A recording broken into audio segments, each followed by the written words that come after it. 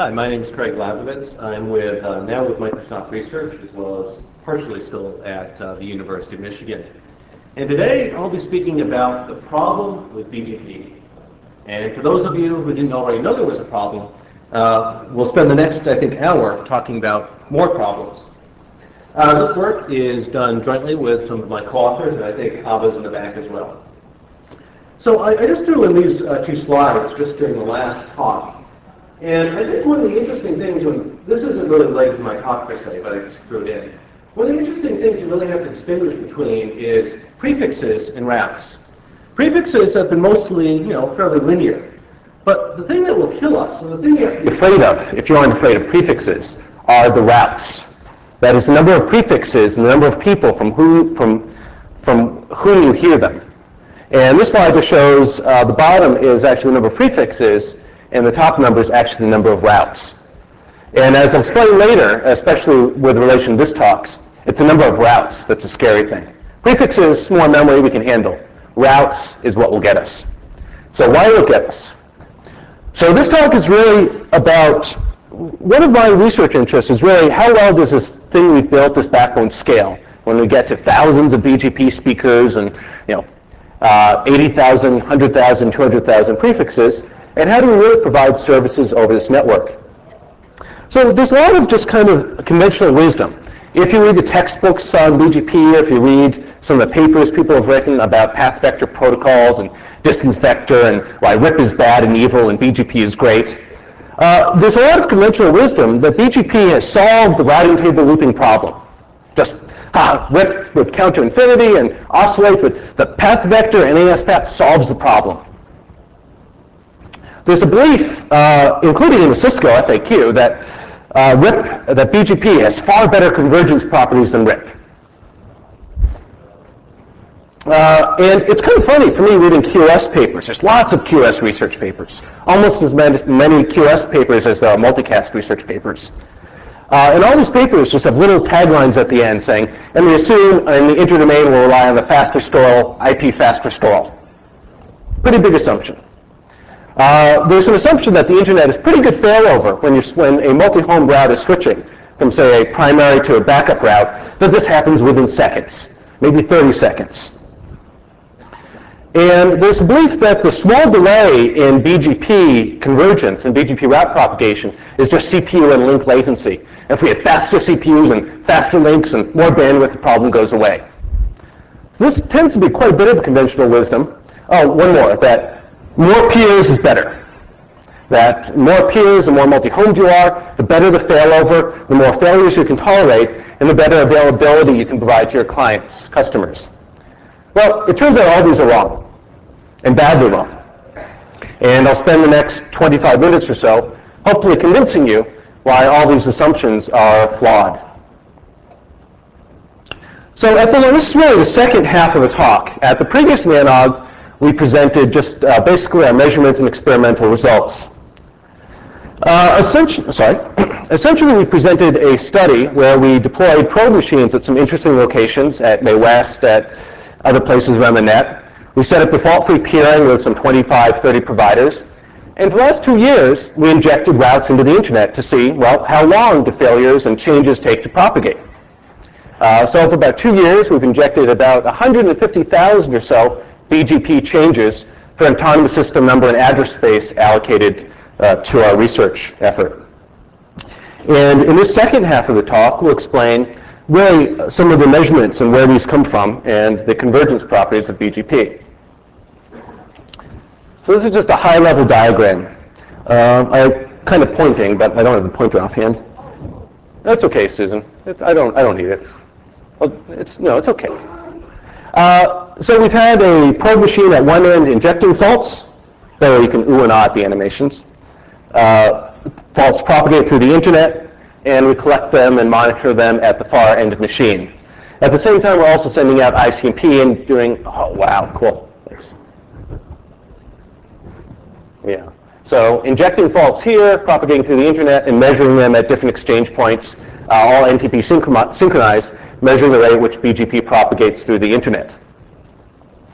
So I'm now going to go just a couple slides and provide some background and a little theory, not too much, and try to explain and provide the intuition for why BGP has some difficulties. So traditional distance vector protocols, Bellman-Ford protocols like RIP, suffer things that are broadly all routing table loops. That is, if RIP didn't have redefine infinity as 16, it would quite happily count to infinity and things would increase forever. And I'll show the example in the next slide. And it is widely believed that the addition of the path vector to BGP, specifically the AS path, has solved the routing table loop problem. So here's just a quick example of a little nifty animation of what's really happening. So we've got two ISPs, two autonomous systems, A and B. Initially, A can get to B can get to A via metric of 2 via the link. A can get to B via 2, and B can get ASP A can get to R via 2 plus 1 is 3. And similarly, B can get to A via, or can get to R just via the directly connected route. So what happens when R fails? Well, ISP B kills it out of its RIP table, fails over, does junk collection a whole bit, and 30 seconds later, it will get a RIP announcement from ASP A. ISP B goes, great, you can get to R. I'll add 2 to it, and I'll create a new distance vector metric of 5, and I can get to R again. This is great. ISP B then goes back to A, hey, I can get to R via 5. And of course, A replaces the route from B with 5 and adds 2 to it and gets 7, and we go on and on until we either hit 16 or infinity, whichever comes first. So there's a belief that BGP solves this type of oscillation. And basically, if you read the papers, there's kind of a victory was declared. You know, the flags were waved, we've won, we've solved, we've nailed this problem down through the maintenance of a path vector. Let's go home. And in fact, the problem is not only is not solved, but the addition of the path vector has made it not even exponentially, but factorially worse. And I'll speak about that in a few more slides. So as I mentioned, that we have this problem with counting to infinity, as I showed in the slide before. And this is really just due to lack of incomplete information, lack of synchronization, where nodes will quite happily increment metrics forever, or until 16. And RIP does the addition of the definition of 16 really does solve the counting to infinity problem for RIP. And the AS path does solve the counting to infinity problem for BGP. And specifically, BGP is now constrained to the width of the internet, or the longest possible AS path, or path through all of your neighbors. So the path vector does solve infinity, but as I'll show in the next few slides, it makes the bouncing problem and the routing loop problem much, much, much, much worse. So let me provide an example. A couple of assumptions as we go through this example, that this is just assuming a full mesh. We're assuming constrained policies. That is, we're just defaulting. There's no fancy route maps and magic windows. We're not going to do things that Tim will talk about shortly, but constrained policies. In this example, we assume unbounded delay. Basically, there's no constraints placed on how long a BGP message has to take. So we're going to assume it can take as long as it wants and be queued and processing as long as it wants. And if you assume BGP messages can take their time, which they can, in fact, not only can they, but they do, then you can assume just about any ordering of messages such that you preserve BGP semantics, which include FIFO ordering between two peers. That is, you aren't going to reorder messages sent between ASP-A and ASP-B. Craig, yeah. can I ask a quick question? Because you've changed this presentation significantly from the last time you talked about this stuff. Why are you assuming constrained shortest path, AS path selection algorithm, as opposed to longest match, most specific prefix?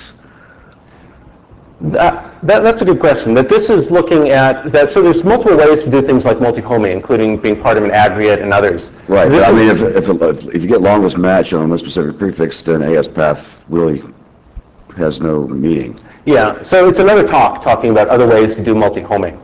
This talk is focusing on just the same prefix. Okay. But I think it's a very valid point that there's lots of other things that need to be looked at, and that this doesn't apply to other things. This is just very specifically looking for the same prefix. Okay. And again, it's typically, I think a lot of things we're looking at are some of the typical cases where people are prepending AS paths for multi-homing or other backup path reasons.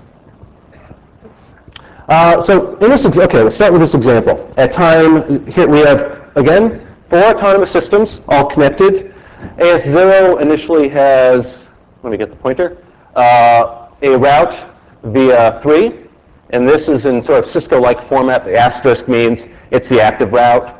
It has secondary paths, again, the B is for BGP, R via 1.3, R via 2.3, and so on. It should look fairly familiar to folks.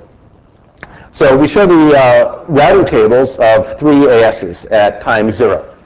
At time 0, R goes south. Poof. What happens next? Well, AS3 happily sends out withdrawals to all of its neighbors.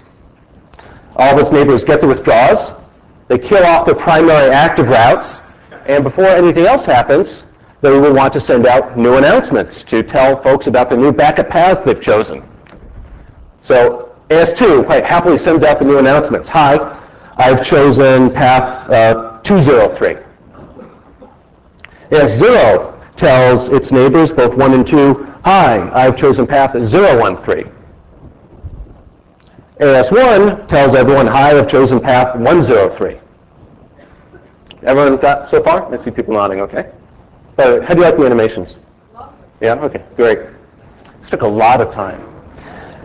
The next thing that happens is 0 sees 2 routes, both of which have an AS path through it.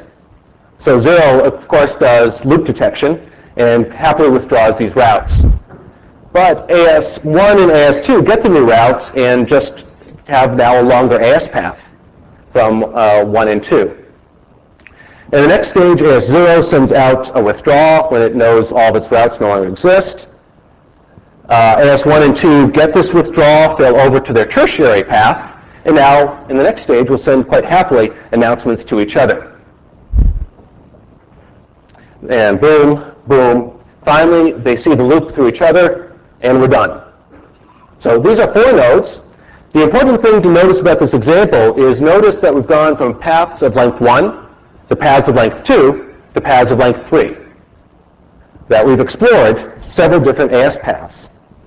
And that was for 4 ASs. It gets a lot more interesting when you get into the thousands of ASs, or more likely, the 10 or 12 for all default-free peering, the major backbones with each other. So the problem with BGP is that there really and truly exists an ordering of messages such that BGP will explore every single AS path of every single length. Let me just repeat that again, because that's pretty astounding. Every AS path of every single length in the process of converging. And for those of you who are more math inclined, that means the upper bound on BGP convergence is factorial. And as computer scientists, we don't see factorial very often. We get really excited when we see factorial. Most things at best are exponential. It's really hard to design a factorial algorithm. There are very few bounds which are factorial. But factorial is a really, really big number.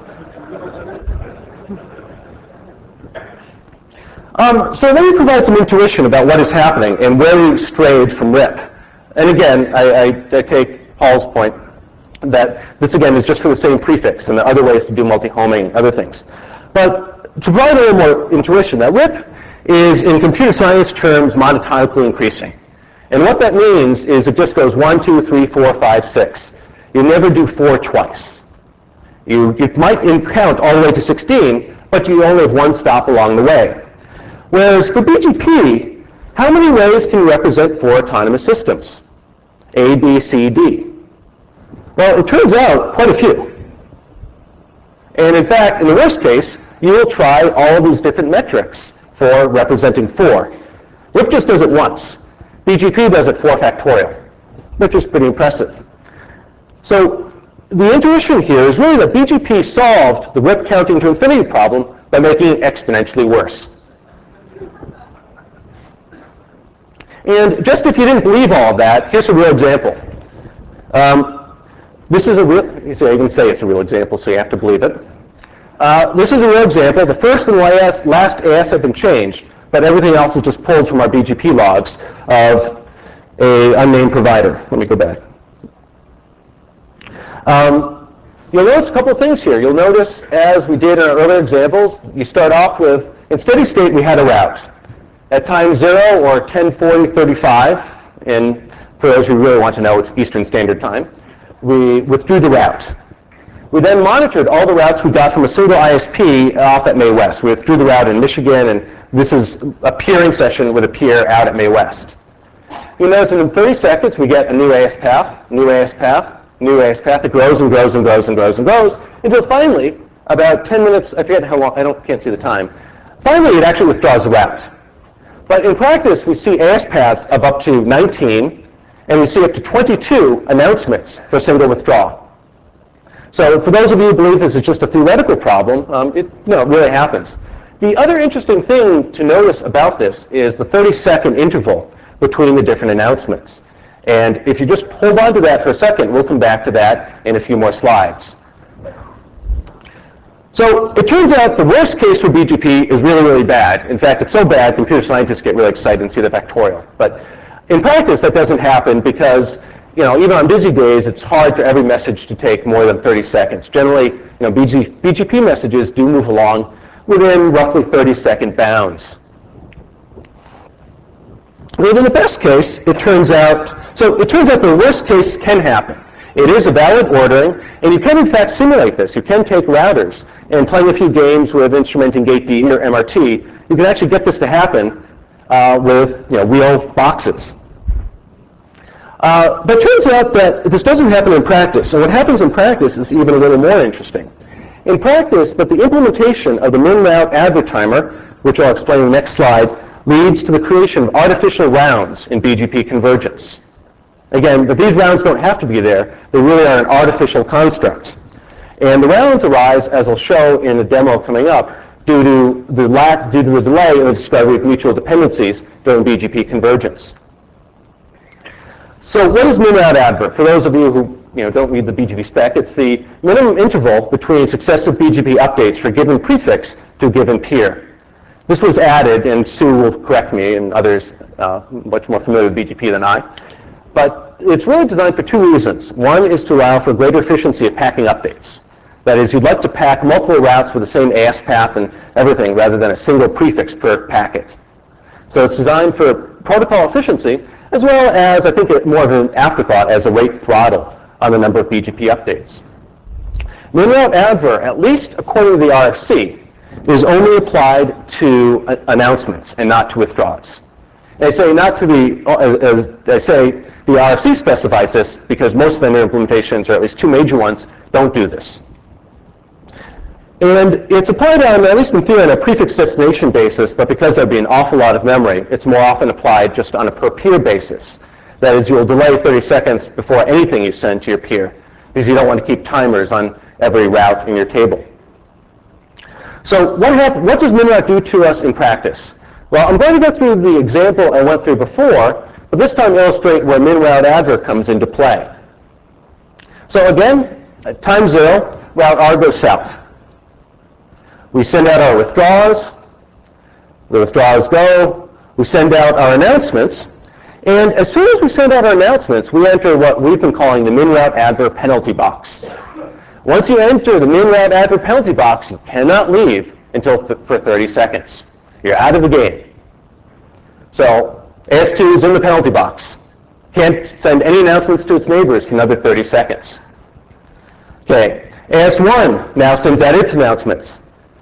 Enters the penalty box. AS3, AS0 sends out its announcements. And it will, I'm looking for crowd participation here. Thank you. Enter the penalty box. So we now have everyone in the penalty box. They all change their route. So while you are in min-route adver, you do receive updates, and you do in fact change your RIB, your forwarding table. You just don't make new announcements to your neighbors for 30 seconds. So what happens here in the next slide, at least in theory, min-route adver doesn't apply to withdrawals, and at least 0 would send out with a withdrawal to, there should be another arrow here too, to 2 as well. So sorry about that. But AS0 at this point sends out a withdrawal, which isn't held by the min-route adver penalty box to both of its neighbors. And AS2 and AS1 now have one route left. They both think it's a perfectly great route, perfectly valid.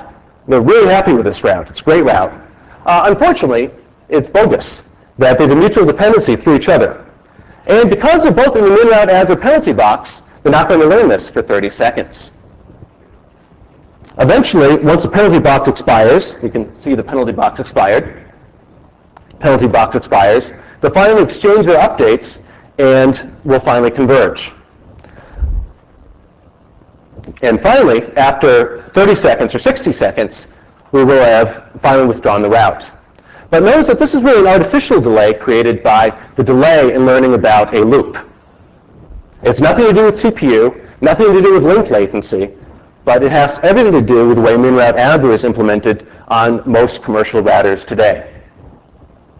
So min-route adver routes, it's really easy with a bit of hand-waving and graph theory and graph paper to show that with n autonomous systems, all full mesh, there are necessarily n-3 rounds. So the convergence time of BGP in the best case today is exactly 30 seconds times n-3. And experimental data shows this, as I'll show at the end of the talk.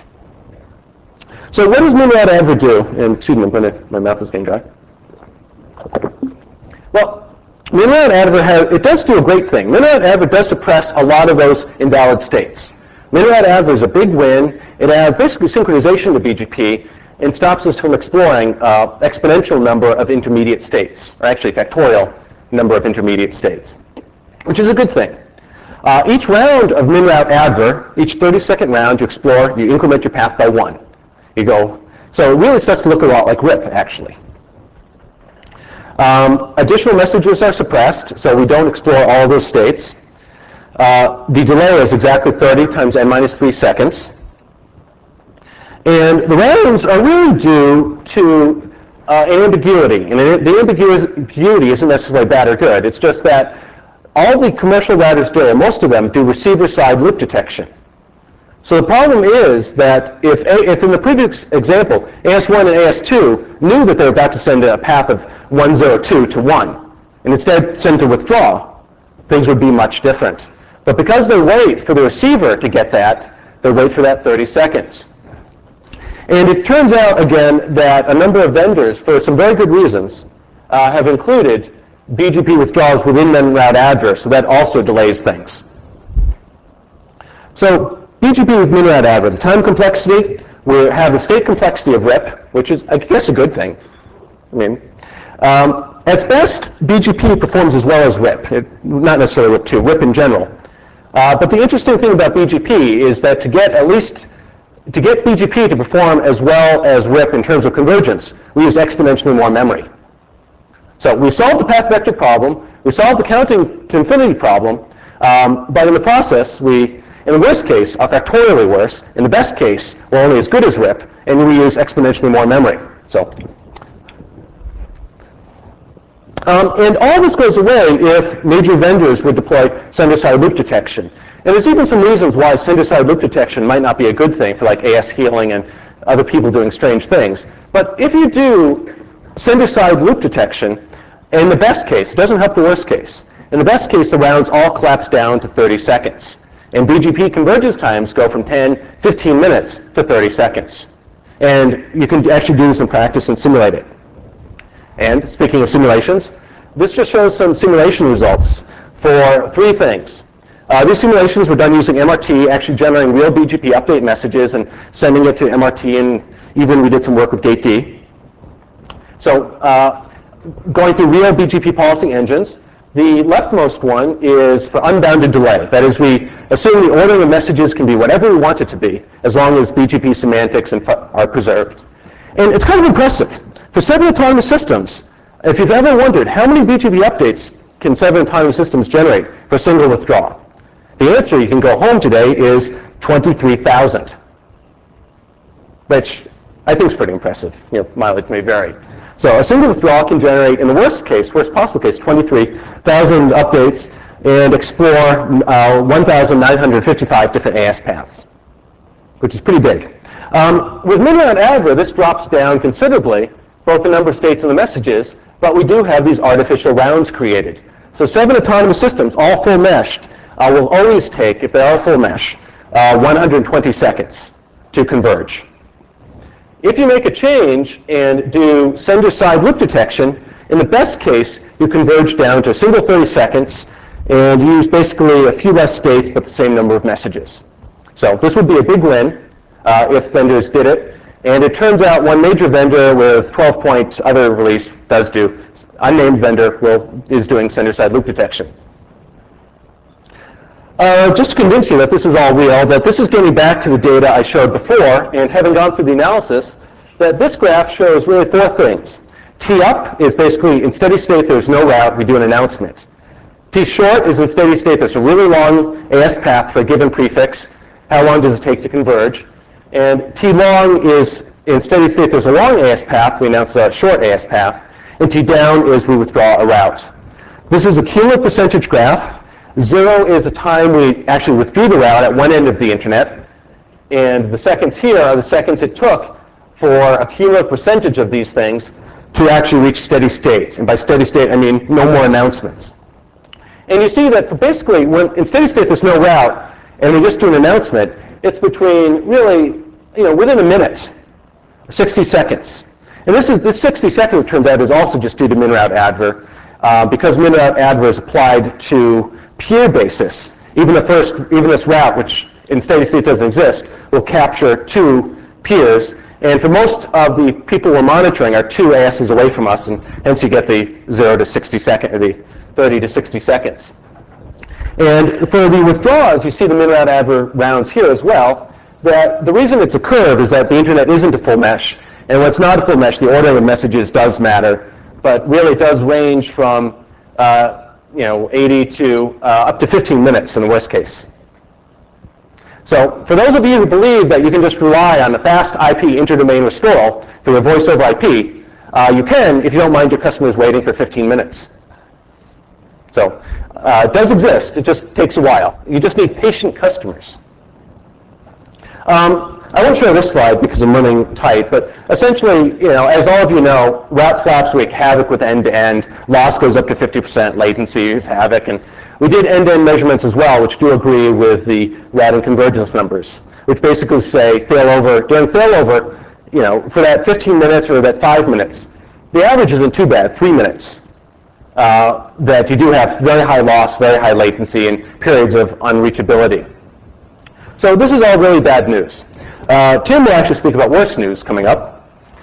It's not his fault. But so where do we go from here? Well, it really does help things if vendors did apply sender-side loop detection. It did not apply min-route adver to withdraws.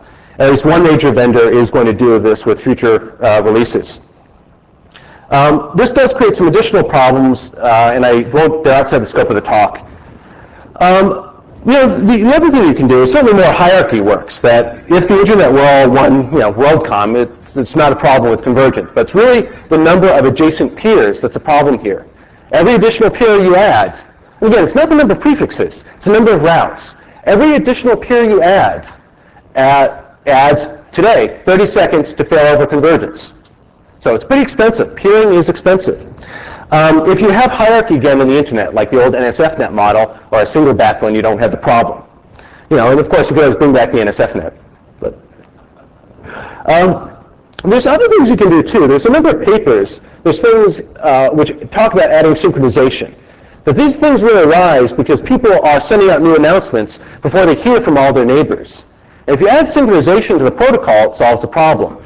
But the problem with adding more synchronization and more state to BGP is really that arguably BGP has been successful as it is because it's a very simple, well, at least originally was a very simple protocol, but the path vector is pretty straightforward. It's simple, not a lot of complexity, not a lot of state. You really can recreate the telephone network and add more state, but it's not clear that you have the scaling benefits any longer. And there's certainly other protocol schemes which are under investigation and link state, and yeah. So that's it, and I'll take questions for I think of 2 minutes. And if you could bring up the lights.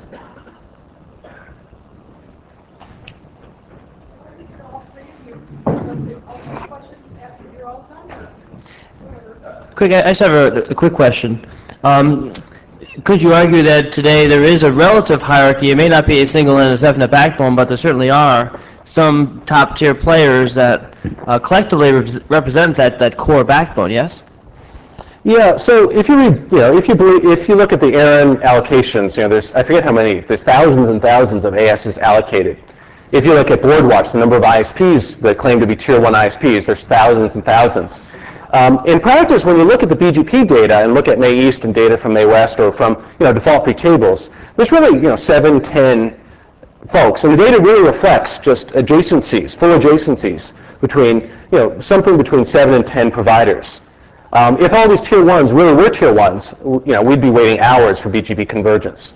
But because we're only waiting, up to 15 minutes, it means there's only really just a handful of these, 10 or so in the core.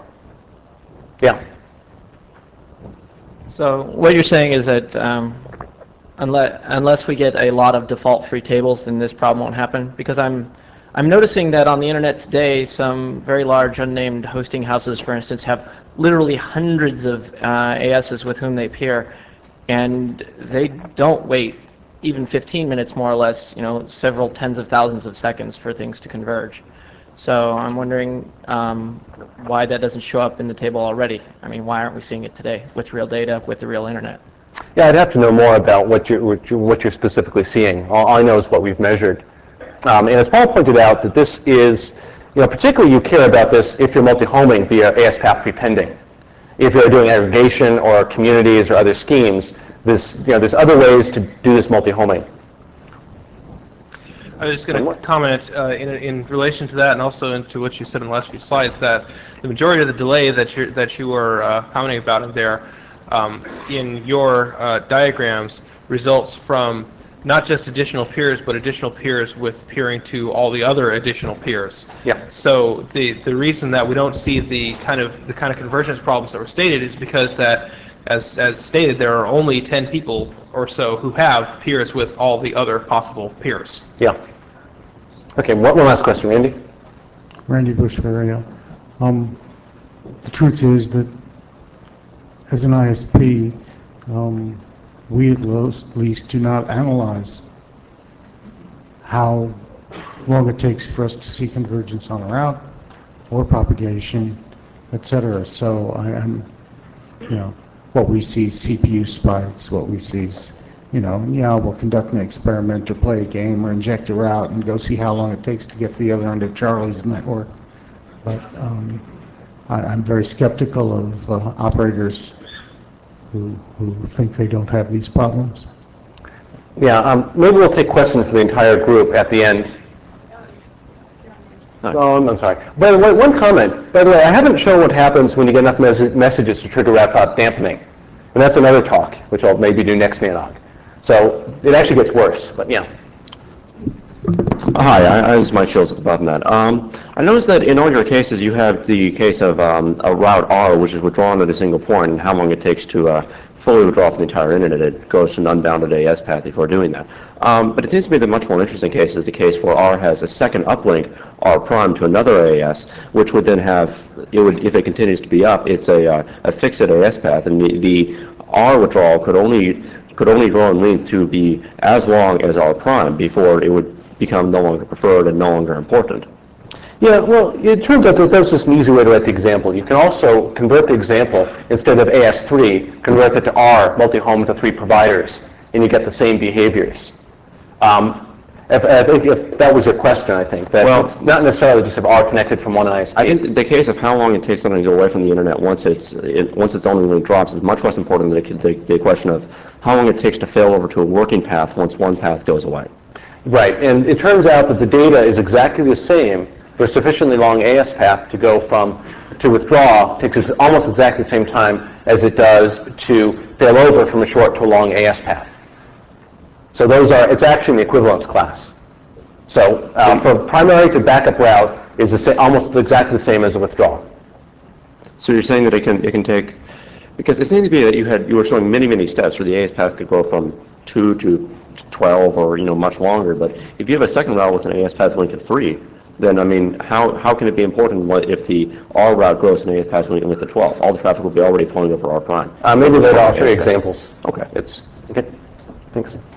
I think we better cut the questions off. Craig, thank you.